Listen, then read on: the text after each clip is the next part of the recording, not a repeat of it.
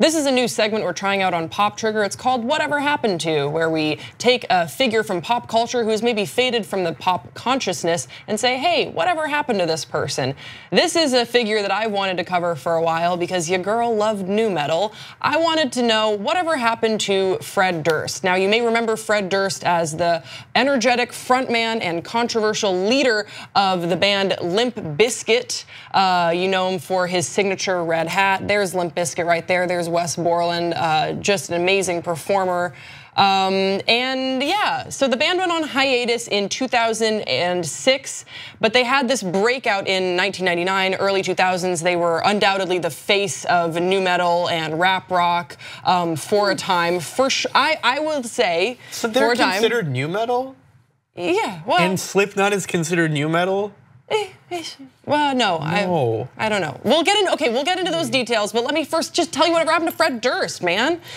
2006, they go on a hiatus. Now, something I learned about Fred Durst is that he actually directed a number of the Limp Bizkit music videos, and he took his interest in film directing to the big screen. He directed a number of features like the 2007 coming-of-age story, The Education of Charlie Banks, which starred Jesse Eisenberg and Jason Ritter, and also Sebastian Stan before Winter Soldier. So Fred Durst directed that? Yes, he did. What? I know, he did. And then 2008, he followed that up with the comedy Long Shots with Keke Palmer and Ice Cube.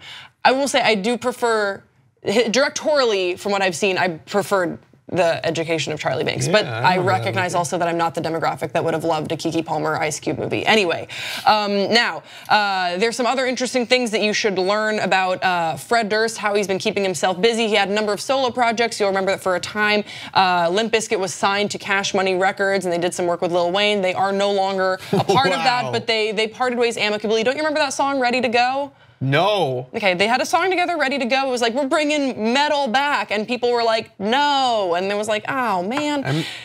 Anyway. What year was this?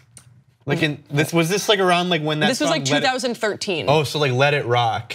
Yeah. Remember that song? With Kevin Rudolph? Yeah, Kevin Rudolph. Yes. I like That's that actually, song. he was on that song, I believe. He was on one of the, he worked with Kevin Rudolph. Interesting. So in 2015, this is kind of an interesting thing about Fred Durst. He expressed an interest in wanting to spend half of the year in Crimea. He is married to someone who is of Russian background. They might be completely Russian, I don't know. I don't have those details in front of me, but he expressed an interest in wanting to spend half of the year in Crimea and sort of make that as like a hub for artists to go and create things. And he said that if he would go to Crimea, he needed, obviously permission from the Russian government to do so, that other artists would follow and they would make movies and create music. And then as part of this, there's a quote from Radio Free Europe in which he says the following.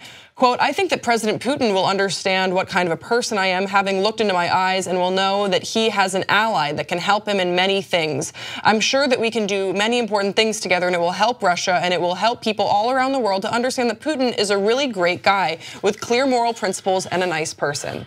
Said gay people everywhere. No, he's not. Well. On top of many other human rights violations.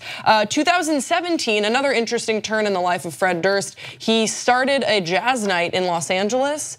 He was inspired by the movie La La Land, and he's always had an enjoyment of jazz music. And he had multiple nights that people went to, and LA Weekly had a really interesting article about it. Really talented jazz performers. Fred Durst himself didn't perform. He was mostly just the master of ceremonies, and he was paying out his performers, and he just wanted people to enjoy live jazz music. That's nice. I know, I thought that was pretty cool too. Jazz music. Also, he has announced on a number of different occasions that there is a Limp Bizkit album on its way, and that the title of that album is The Stampede of the Disco Elephants, although at this recording, there were no details on when that would be released. Another thing that I learned about Fred Durst in my research of this is that he is incredibly candid and generous with his time when it comes to interviews, especially recently. Anyone from like Hollywood Express or like whatever those, they come up to someone like outside of Craig's and be like, what do you think of Taylor Swift's new album? Like, even though it's Fred Durst, like he has no reason to answer them, he'll always answer them and take as many photos and sign autographs. I also found a clip of a recent interview he did, I believe this is from 2015, where he talks about the future of rock music. Let's take a look. What are your thoughts on music nowadays?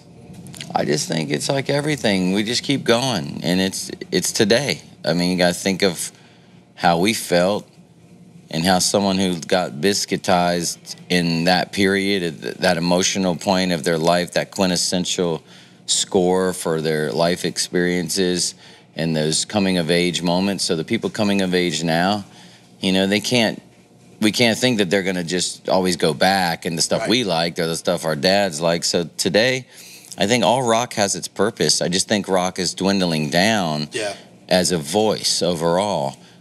And I feel that that's very inspiring, because in any depression, like a genre depression we're going through with rock, out of every depression comes the most amazing art. So what do you think about that? Out of every depression comes the most amazing art, recognizing that there has absolutely been a dwindling in the power of rock and also its mainstream radio play. Because remember, metal for a time when it was like Korn and Limp Bizkit and Linkin Park, they were being played on top 40. Yeah. And we've moved away from that. That interview like really hit a spot for me, because he was talking about me.